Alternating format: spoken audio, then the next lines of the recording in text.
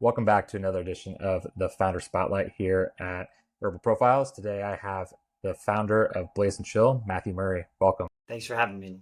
Absolutely. So your career spans over the last 2 decades, working with some very iconic brands like Oakley, Therabody, as well as a few others. What were some of the pivotal moments or challenges that shaped your journey from working with Fortune 500 companies that ultimately led you to founding Blaze and Chill? Yeah, well, thanks first of all for letting me come on. I think it's just been an organic journey for me. To the outside, it might seem kind of odd, but I mean, I went to school for design and photography. So even a lot of the stuff that I ended up doing in my professional career path doesn't necessarily align with it. And in some ways, it did, just with the string of basically the red thread that pulled me through. Most of my jobs kind of just happenstance fell upon it. I actually really only applied for one job in the traditional sense. That was my first job out of college. So everything kind of led to the next one just through my network and people that I met. And so with Blaze and Chill, that was a concept I had in the back of my head for almost 10 years. I had watched MedMen basically come up from their initial raise to eventually doing the Spike Jones Super Bowl commercial with my friends at Mechanism. And so when I was seeing all of that happening, I was always really interested in doing my own thing. And cannabinoids had always been a huge thing. Hemp cannabis had been a part of my life for 30 years now. I've used it medicinally for about 20 years for an issue that I have with my gut. And so I always had an affinity to doing something like this. And the name even Blaze and Chill always existed during that time period. And the first product that was in my head was Lion's Focus. It was always there, but to be honest, during that time period, I was helping other people, other entrepreneurs, other founders, help them with their journey. So I had met some different people through my career. I met Jason through my business manager and helped raise the initial money and became the first president of what was then called Theragun. Lauren Bosworth with Love Wellness was really her first business partner, helped build that brand for almost 4 years. And it was just a natural red thread of knowing different people and going to the next thing, helping my wife with her juice company, Lumi. And so when I was busy with all those things, Blaze and Chill just kind of took a back seat. And I was okay with it. I figured this industry is going to be around for so long. Once they figure it out, it's going to be awesome. So, nobody remembers Friendster and, barely remembers MySpace. So I always kind of refer to things in different industries where it's amazing the pioneers that really blazed the trails in the beginning, literally, but it's always going to be an industry I think that will be strong. So I was never in a rush. And when I had left Love Wellness, I took a break. I helped teach back at my alma mater, got back into my photography,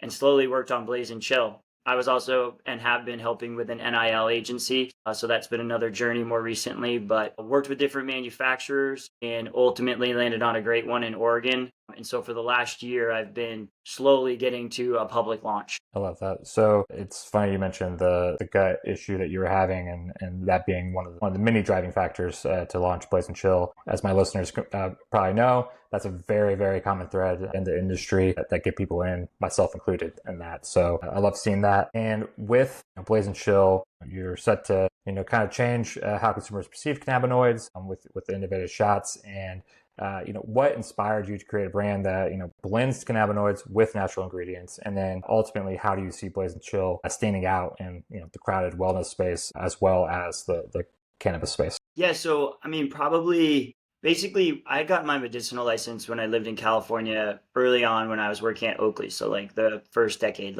'06 to '09. I was with Oakley until 11, but basically that '06 to '09 time period, California had the medicinal side, and I really was experimenting with really understanding different cannabinoids and just different ways of ingesting.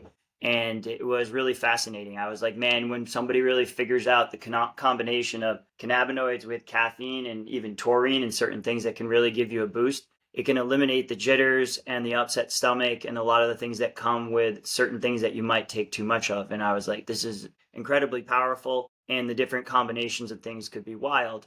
And at that same time, I had slowly, like a lot of people, started to fall in love with lion's mane, just taking it as a supplement on the side, really utilizing it for cognitive thought at different times. Didn't take it all the time for myself personally, but really saw the benefits and saw it help a lot of my friends. So I'd always wanted to combine those two things. The matcha energy with the shot, that was the whole idea of, to me, matcha is the cleanest form of caffeine you can put in your body. And so how fun would that be with cannabinoids? And then just other really helpful ingredients, helping people throughout their day. And so the whole concept of Blaze and Chill is you have Blaze, which is energy and focus products, really to kickstart your day and help you through your day. and then chill products that are going to help you relax towards the end of your day and then help you sleep. And that's really the whole concept, is we have something throughout our lineup that can help you at different parts of your day or your entire day if you would like. Within each one of those sectors, we really wanted to experiment with not only this kind of curious audience, but just people who would have never thought of even doing this, but now they're more comfortable with how the market is educating people. And so there's a non-psychoactive product, meaning no THC D9 in both the Blaze category and the chill category. Then there's a true microdose, as we refer to it, which is 1 milligram, which is the light versions of two products. Then there's two products on the product on both sides that I call functional high. So you have a bit of a body buzz, maybe a little bit of a head buzz, depends on how all of us react to such things, but you're quite functional, or it's helping achieve what you're trying to do with it. And then there's the category that I just call good times, and that's just, fun THC D9 with THCV to help a little bit with suppressing your appetite naturally. And, you're looking to hang with your friends and have a good time. Yes, and earlier you mentioned that you've built Blaze and Chill over the course of many years, in addition to supporting other founders driving hyper growth within those various organizations. So as you have now shifted your focus towards Blaze and Chill, what has been one of the most significant challenges you faced while launching it? And then, how did you ultimately overcome that challenge? I mean, I think the biggest thing for me was because I was in no rush, I don't want to say picky, but I was going to be really specific with who the manufacturer would be, and the relationship would have to be really strong. And I gave it two really good shots with two groups based in California, great groups, very well respected, all of that. Just in the end, certain things just didn't line up. And for me, it was going to be an out-of-pocket cost, quite significant for my family and I personally, just to invest and try and see if it's a real thing. And so I really wanted to be able to trust and feel like I could pull off what I wanted. And part of what I wanted was certain things where people thought I was not necessarily crazy, but they weren't going to do R&D with me trying to do matcha with different cannabinoids or lion's mane or magnesium or certain things like that. And so that really made it easier to ultimately find the right group. And so when I did, and they're great, I love them, they're based in Oregon, it's still been a lot of lessons along the way. Just so many different things about making products in this category. If you want to be to a certain standard, you want to hold to a certain efficacy experience for the consumer, certain things that just really mattered to me. So at the time, when I really started doing R&D with them, we lived in Charlottesville, Virginia. We live in Nashville now. And I had a group of 12 people I trusted that we just really tested the efficacy of all of the shots. I was like, let's not even worry about the taste. Does it do what the name of the product gives you the inclination that it should be making you feel like? Do we feel that? And so that was a really fun experiment, and getting that right and being patient with that was, a good hurdle for sure. And then on top of it, then figuring out the flavor and figuring out the packaging and all that kind of stuff, that was more standard with stuff that I've done in other things. But I think really wanting to nail the experience for people it was a lengthy process. I'll be honest. It really didn't start to pick up steam until about maybe 16 months ago. Gotcha. And, as someone who has always been, a little bit ahead of the curve, how do you envision the future of cannabis and wellness products, particularly in the, functional formats like Blaze and Chill shots? And then beyond that, how do you see the trends shaping the future of the industry in the next, call it 5 years or so? Yeah, I mean, I think that everybody has wonderful opinions. I think the legal aspect comes in and plays a lot, where it's a little bit indecisive. We have different governors making different decisions. My time in Virginia, I experienced that directly last year, where the governor there changed things pretty drastically for me to be able to launch in retail. So I think it's going to be challenging for a while. I think, unfortunately, Congress and the Senate and the rest are a little bit caught up in other things. So the Farm Bill keeps kind of getting kicked down the road. And so there's a very real world where that continues. And so you start to see certain states, unfortunately, lean into the fact that they're recreational cannabis and they don't want hemp being sold that way because it's not as profitable for them and it's not as quote unquote regulated because it's not in a dispensary. So I think that kind of stuff, I try not to get too caught up in that. What I'm more excited about is watching the end consumer slowly get more and more educated. We had two kind of what I would call unfortunate incidents when hemp really came out, and I experienced it directly just as a consumer, where it really turned me off. And that was, CBD honestly doesn't work unless it's a certain amount. We all know that.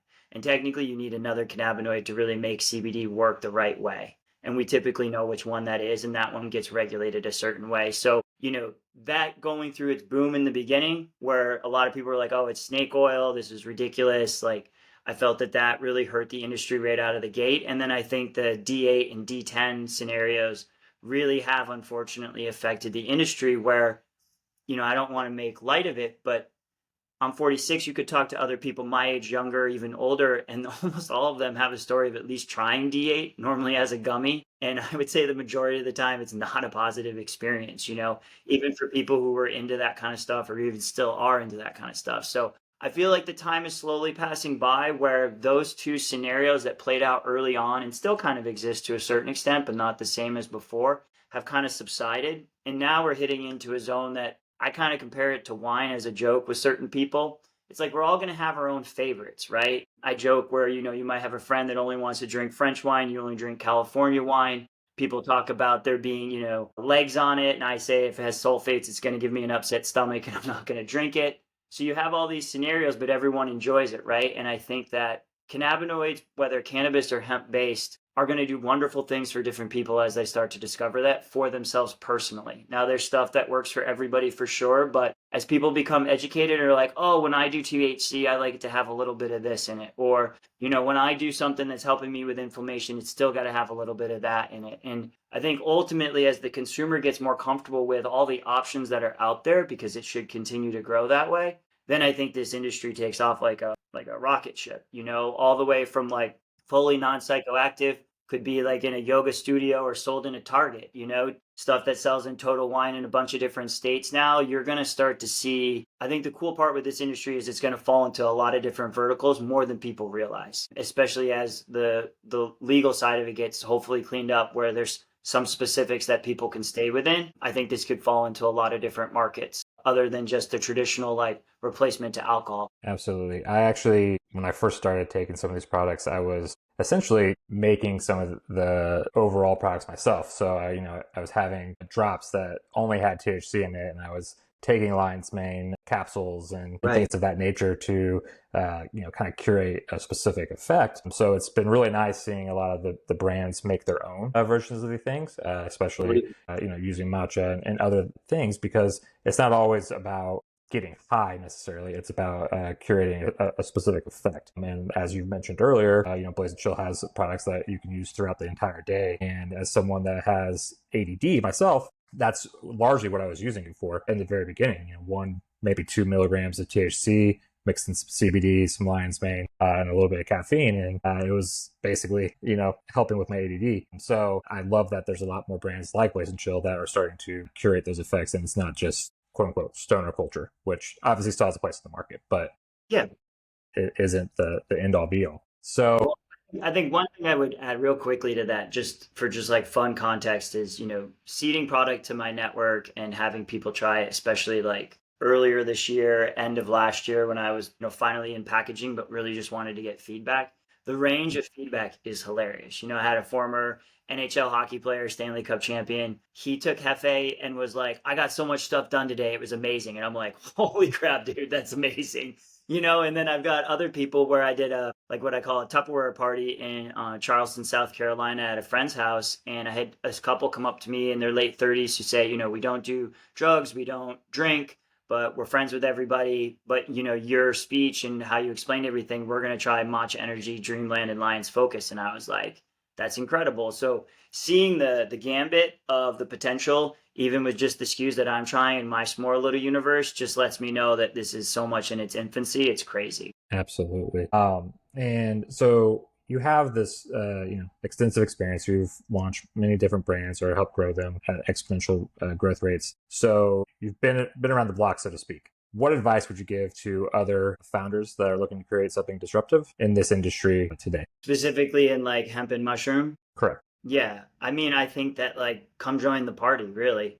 If you've got like a cool idea, like come in and get involved. I think that again, it's still such a small network and I'm still meeting people within parts of the industry. I knew a bit of the cannabis side a little bit more than the hemp side, and I've started to get to know the hemp side more over I'd say like maybe the last 2 years, and there's still so much more to discover, and it's really cool. Like I think people refer to stuff as like the wild west or whatever, but it really kind of is in the sense of it's not like craziness per se, but there's just so much opportunity that hasn't even been captured. And I think there are a lot of really cool brands doing great stuff. I've paid close attention to different groups before I even jumped in or while I was jumping in, tracking their success. And there's a lot of different avenues to success, but I think ultimately you just got to figure out your angle, your story. And that's something that I've been crafting and trying not to rush either in regards to like how I want to take this to market, which I'm pretty much finalizing right now. And I'm excited to finally get it going shortly. But right now it's getting good traction with me just running it, getting feedback, having a lot of people doing outreach and stuff. So I just say if anybody's into that, wants to do this, like come and do it now. Like don't wait. Like yeah, I really think although some things are coming down a bit harsh in certain states with different governors and stuff, don't need to get into the politics. I just say don't be disrupted by that.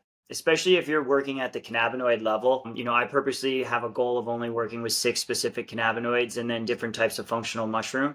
And so technically I could do that with cannabis. So for any reason the laws switched a certain way where that's what I had to do, well then that's what I would do. I'm more focused at that level and combining those cannabinoids to give people a positive journey. And I think that it's just so early. I've been trying to figure out chewing gum for 4 years. I think that there's going to be formats that will blow people's mind. And some people have tried it and they were, the early trailblazers. And so it's still trying to figure out something that has never been done before. And that's really exciting. And I think as the banking stuff and certain things start to open up, which is inevitable, I mean, the floodgates are going to open up and you're going to wish that you had jumped in sooner before it was starting to get really crowded. I know some people think it's crowded now. I don't think it's crowded at all. I think there needs to be more people pushing each other and coming up with cool products. Yeah, there's definitely going to be some consolidation in future years. You mentioned the Farm Bill earlier. Assuming we eventually get the next 5-year extension, hopefully in this coming month or two. If we get that extension, I think you'll see a lot of the big alcohol or other CPG brands hop in finally in a more robust way and start buying up some of the smaller brands that are doing well. So that's at least my prediction. Yeah. I mean, we talked about that before. I mean, I think that a lot of that's already happening, not behind closed doors, but not just necessarily public information. So, certain things, I mean, really for me, I think it's the banking thing. When the banking thing changes, it almost doesn't matter. If one of the big four is finally like, we're totally cool with this, we want to start making money off of this industry, and they do it, then it's going to be, then all the conglomerates, all the different groups, the VCs, the private equity, they're going to be like, okay, now it's game on. So for me, it's whenever that actually happens. I think the Farm Bill and all that kind of stuff is important to watch. But I think as we've seen, things can get delayed. And then it's like, what were you building up for to get so concerned about or whatever? Like, keep going. There's so many people in America that want these types of products that if a certain state's making it more difficult, well, focus on the ones that are stoked to have it. So I like to end all of these conversations by asking different founders, besides your own brand, what other brands either inspire you or are you consuming outside of your own products? Yeah, I mean, it's a great question. I mean, I'm there's like several things that like have, transitionally in your life. I think if it's cool, I'll answer it a little bit differently. I think being a kid where the majority of my childhood was in the 80s, and experiencing Andre Agassi, Bo Jackson, Michael Jordan, and those Nike commercials with White and Kennedy, those were just like so groundbreaking. Those shoes, my brother and I would mow lawns and do everything we could to have them. Being a part of Oakley, and to me, how they're iconic and really have a totally different approach and really based in the original founder, Jim Gennard, and just the person he is, really is something that I always looked up to. This brand, Paige's brand, Aviator Nation, has always been something that I watched that. Back in the day, I used to live in San Clemente, but I come up for First Fridays in Venice on Abbot Kinney. So early days of that brand back in the day, and really have enjoyed her climb to, be all of these stores and truly a lifestyle brand. But then there are just like simple things like the amount of Pellegrino I drink in a day, like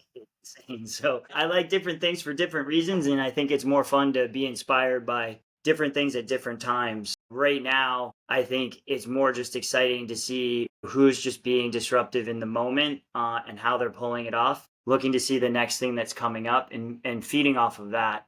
To me, that's always like a really fun thing to watch, as opposed to being tied to something. I mean, I definitely have loyalties to certain things just from my childhood that I still enjoy, but I think those that I gave as examples are really the ones that have stood out for me and I lean back on. I think these commercials and early 90s commercials by Nike were crazy. I don't think people understand. I mean, there was no social media, but everybody talked about those on the playground or on the bus or you know, you're wearing the shoes, or you would take the ads from Sports Illustrated and put them on the cover of your history book or your math book. So, you know, for me, those are the things that really stand out. Well, thank you so much for your time, Matthew. And until next time, guys, cheers. Thank you guys.